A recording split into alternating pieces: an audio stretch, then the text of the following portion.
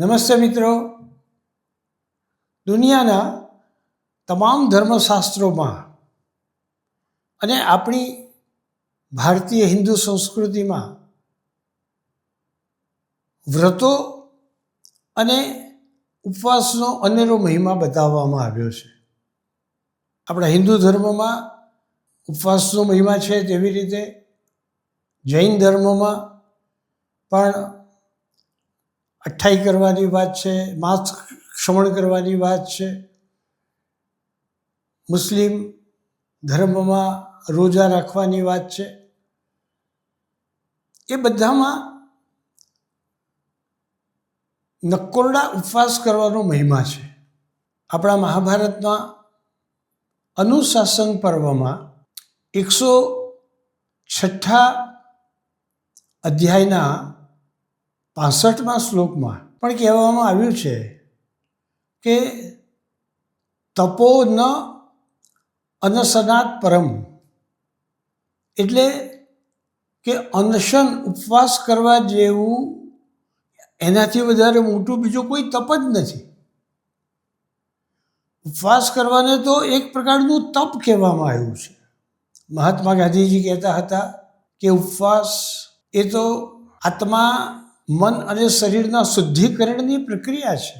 વિનોબા ભાવે પણ ઉપવાસને ઘણું મહત્ત્વ આપતા હતા અને તે ઉપવાસને પણ આત્મનિયંત્રણની સાધના બતાવતા હતા. મહાત્મા ગાંધીજીએ તો પોતાની સત્ય પ્રતિજ્ઞાને વળગી રહીને દેશની આઝાદીના સંગ્રામમાં અનેકવાર આમરણ ઉપવાસ ઉપર ઉતરવાના પણ પ્રયત્નો કર્યા હતા. ઉપવાસને તે ખૂબ મહત્ત્વ આપતા હતા. પણ એ તો અંગ્રેજો એમની સાચી વાતને સમજે અને યોગ્ય કાર્યવાહી કરે એ માટે એક શસ્ત્ર તરીકે, અહિંસાને પણ એક શસ્ત્ર તરીકે અને ઉપવાસને પણ એક શસ્ત્ર તરીકે તે ઉપયોગમાં લેતા હતા. પણ શરીર વિજ્ઞાનની દૃષ્ટિએ જોઈએ તો ઉપવાસનું ખૂબ મહત્ત્વ છે. શ્રીમદ ભગવદ્ ગીતામાં ઉપવાસને, અનશનને પણ એક યોગની પ્રક્રિયા બતાવવામાં આવી છે. શ્રીમદ ભગવદ્ ગીતાના 6 અધ્યાયના 16મા અને 17મા શ્લોકમાં ભગવાને આ વાત કરી છે. તેમાં ભગવાન શ્રી કૃષ્ણ અર્જુનને કહે છે કે ખાવાનું બિલકુલ છોડી દેનારને કે વધારે પડતું ખાનારને, વધારે પડતું જાગનારને કે બિલકુલ જાગવાનું જેને છોડી દીધું છે, વધારે પડતી નિદ્રા લે છે તેને, કે પછી બિલકુલ નિદ્રા નથી લેતો તેને યોગ સિદ્ધ થતો નથી. એ અધ્યાયના 17મા શ્લોકમાં ભગવાન કહે છે કે યુક્તાહાર વિહારસ્ય યુક્ત ચેષ્ટસ્ય કર્મસુ યુક્ત સ્વપ્નાવબોધસ્ય યોગો ભવતી દુઃખઃ. જે યોગ્ય પ્રમાણમાં આહાર અને વિહાર કરે છે, જે યોગ્ય પ્રકારમાં અને યોગ્ય પ્રમાણમાં જે ક્રિયા કરવાની છે તે ક્રિયા કરે છે, યુક્ત સ્વપ્નાવબોધસ્ય, યોગ્ય પ્રમાણમાં એ નિદ્રા લે છે, યોગ્ય પ્રમાણમાં એ જાગૃતિ રાખે છે, બધામાં જે યોગ્યતા જાળવી રાખે છે તેને તમામ પ્રકારના દુઃખોનો નાશ કરનારો યોગ આપોઆપ સિદ્ધ થઈ જાય છે.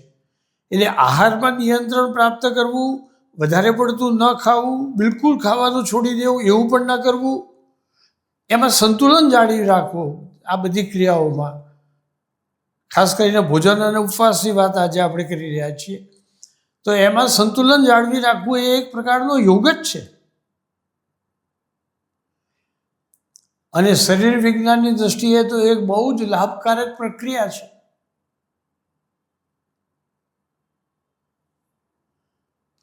3 ઓક્ટોબર 2016માં કેરોલિન્સ્કા ઇન્સ્ટિટ્યૂટ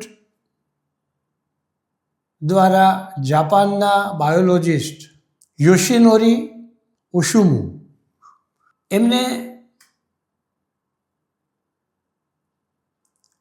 ફિઝિયોલોજી અને મેડિસિનના ક્ષેત્રે ઓટોફેગી અથવા ઓટોફાગી પણ એનો ઉચ્ચાર થાય છે. બ્રિટિશ ઇંગ્લિશ અને અમેરિકન ઇંગ્લિશની દૃષ્ટિએ ઉચ્ચારોમાં ભેદ આવે છે, કેટલાક ઓટોફેગી કહે છે, કેટલાક ઓટોફાગી કહે છે. એ ઓટોફેગીની પ્રક્રિયાને રજૂ કરવા માટે, એના સિદ્ધાંતો ઉપર રિસર્ચ કરવાને માટે એમને નોબેલ પ્રાઇઝ પ્રાપ્ત થયું. સાદા શબ્દોમાં કહીએ તો ઓટોફેગી એટલે આપણો નકોરડો ઉપવાસ.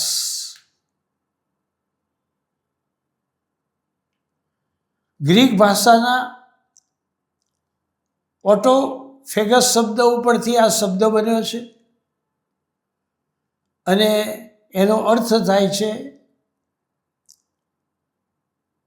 આત્મભક્ષણ. કોષો શરીરના જે છે તે નબળા પડી ગયા છે, ક્ષતિગ્રસ્ત થઈ ગયેલા છે, અશક્ત થઈ ગયેલા છે, એ યોગ્ય પ્રકારની કામગીરી આપી શકવાની ક્ષમતા ધરાવતા નથી. ત્યારે શરીરને ભોજન આપ્યા વિના નકોરડો ઉપવાસ કરીને એ કોષો જે ખરાબ બગડી ગયેલા છે, અશક્ત થઈ ગયેલા છે, તેનો નાશ કરીને એ પોતે જ પોતાને ખાઈ જાય છે. એ કોષો પોતે જ પોતાનો જે બગડેલો ભાગ છે તેનો નાશ કરી નાખે છે, એને ખાઈ જાય છે. એ ઓટોફેગસ શબ્દ ઉપરથી આ ઓટોફેગી આવ્યો. આ એક પ્રકારનું જૂના ખરાબ થઈ ગયેલા કોષોનો નાશ કરી નવા કોષોને ઉત્પન્ન કરવાનું, એનું રિસાયકલિંગ કરવાનું એક શરીરે ઉત્પન્ન કરેલું મિકેનિઝમ છે. ઉપવાસ કરીએ, અનશન કરીએ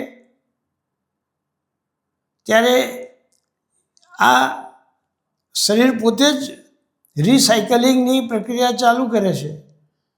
જેમ મોબાઈલમાં કોઈ ખરાબી આવી ગઈ હોય અને એને ખૂબ સારી રીતે આપણે એ ફંક્શન કરે એ પ્રકારની પ્રક્રિયા કરવી હોય તો મોબાઈલ કે કોમ્પ્યુટરમાં આપણે જે રીસેટની પ્રક્રિયા કરીએ છીએ એને રીસેટ કરીએ છીએ. એવી રીતે ઉપવાસ કરવાથી શરીરના જે કોષો છે તેનું રીસેટિંગ થાય છે, રિસાયકલિંગ અને ક્લિનિંગ અને રિપ્રોડ્યુસિંગ, આ બધું જ એ પ્રક્રિયાથી થાય છે.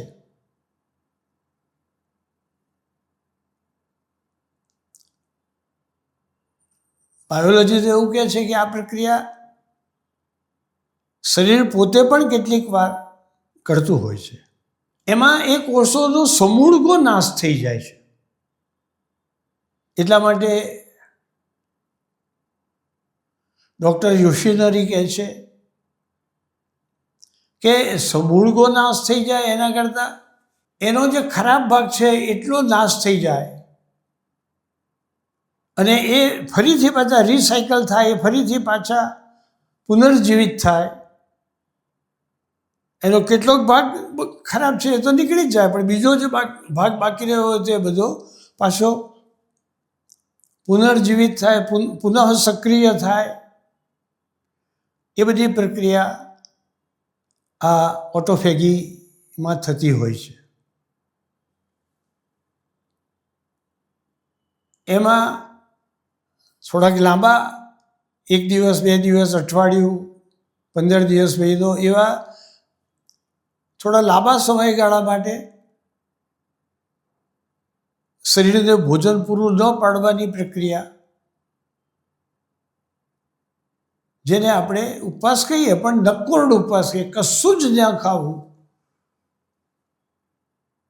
જેને ગુજરાતીમાં બીજો શબ્દ લાંઘણ છે, લાંઘણ કરવું, એવી પ્રક્રિયા થી આ વસ્તુ બનતી હોય છે. પણ એનું એક બીજું સંવર્ધિત સ્વરૂપ અત્યારે ઇન્ટરમિટન્ટ ફાસ્ટિંગ છે.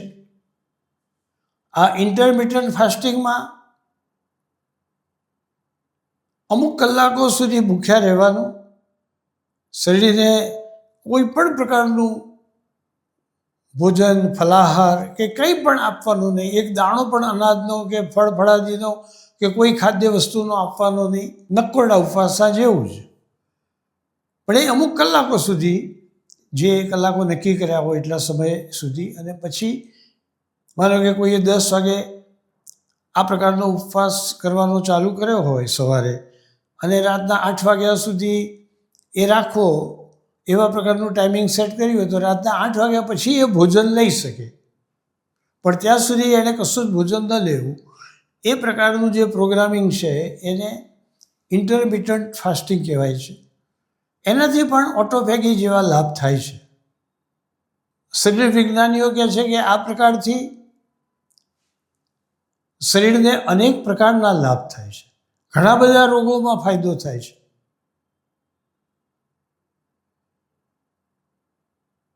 અલ્ઝાઇમર, કેન્સર અને બીજા એવા જે શરીરના કોષોના પ્રોગ્રામિંગને લગતી બાબતોમાં ગડબડ થવાથી ઉત્પન્ન થતા રોગો છે, એ બધા રોગોમાં ઓટોફેગીની પ્રક્રિયા કરવાથી, એટલે કે નકોરડા ઉપવાસ કરવાથી અકલ્પ્ય પરિણામો જોવા મળે છે. અલ્ઝાઇમર રોગમાં પણ આના ઘણા સારા પરિણામો આપણને જોવા મળે છે. જેમ ગીતામાં ભગવાન શ્રી કૃષ્ણે કહ્યું એમ, અતિશય નકોરડા ઉપવાસ કરવાથી, એની અતિ વટાવી દેવાથી શરીરને નુકસાન થાય છે. સમ્યક વસ્તુ જાળવી રાખવી જોઈએ.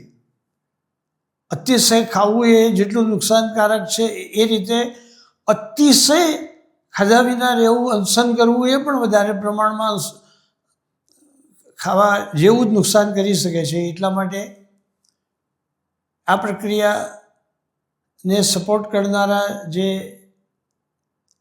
શરીર વિજ્ઞાનીઓ છે તે કહે છે કે ફીસ્ટ અને ફાસ્ટ. ફીસ્ટ એટલે ફીસ્ટ આરોગવી, એટલે કે મિષ્ટાન હોય એવા પ્રકારનું ભોજન કરવું. અનેક પ્રકારના મિષ્ટાનો હોય, અનેક પ્રકારના એમાં પકવાનોની સાથે ફરસાણો હોય, શાકભાજી હોય, 56 ભોગ આપણે જેને કહીએ છીએ એવા 56 ભોગ જેવું ભોજન હોય, એવું કોઈક વાર લઈ લેવાય. પણ એની સાથે અને કોઈક વાર ફાસ્ટ પણ કરી દેવાય. એટલે ફીસ્ટ અને ફાસ્ટ, મિષ્ટાનભર્યું ભોજન અને ઉપવાસ, એ બંને વચ્ચે સમતોલન રહે એ રીતે આપણે ભોજનની પ્રક્રિયા આપણી જે રોજબરોજની છે, અથવા જે કોઈક રોગ થયો હોય તો એ રોગને કાબૂમાં લેવા માટે આપણે એના જે નિષ્ણાતો કહે એ પ્રમાણે આપણે એને સેટ કરવી જોઈએ. પણ જો આ બંને વચ્ચે સમતોલન જળવાઈ જાય તો હમણાં જેમ આપણે જોયું, ભગવાન શ્રી કૃષ્ણે કહ્યું તેમ, યુક્ત આહાર વિહારસ્ય યુક્ત ચેષ્ટસ્ય કર્મસુ યુક્ત સ્વપ્નાવબોધસ્ય યોગો ભવતિ દુઃખઃ. તો આહાર અને વિહાર, પહેલો આહાર, એમાં જો સમ્યકપણું, યોગ્યપણું આપણે જાળવી રાખીએ તો એ એક પ્રકારનો યોગ થઈ જાય છે. અને એ યોગ આપણને સ્વાસ્થ્ય પણ આપે છે, પૂર્ણ સ્વાસ્થ્ય આપે છે, અને શરીરમાં ઉત્પન્ન થયેલા કોઈ અસમતોલન ખોરવાઈ જવાને કારણે ઉત્પન્ન થયેલા કોઈક રોગો હોય તો એ રોગોને પણ એ દૂર કરે છે. શરીરને શુદ્ધ કરે છે, મનને શુદ્ધ કરે છે. કારણ કે ઉપવાસ દરમિયાન મન પણ, આત્મા પણ પરમાત્મા સાથે જોડાય છે. એટલે મહાત્મા ગાંધીજી કહે છે એ પ્રમાણે ઉપવાસ એ શરીર, મન, આત્મા એ ત્રણેયના શુદ્ધિકરણની પ્રક્રિયા છે. શરૂઆતમાં આપણે જોયું તે પ્રમાણે વિનોબા ભાવે કહે છે તેમ, એ એક પ્રકારની આત્મનિયંત્રણની સાધના પણ છે. અને એ આ બધાનું શુદ્ધિકરણ કરી આપણા મનને પરમ તત્વમાં સ્થિર કરી અને આપણને પૂર્ણ સ્વાસ્થ્ય અને પૂર્ણ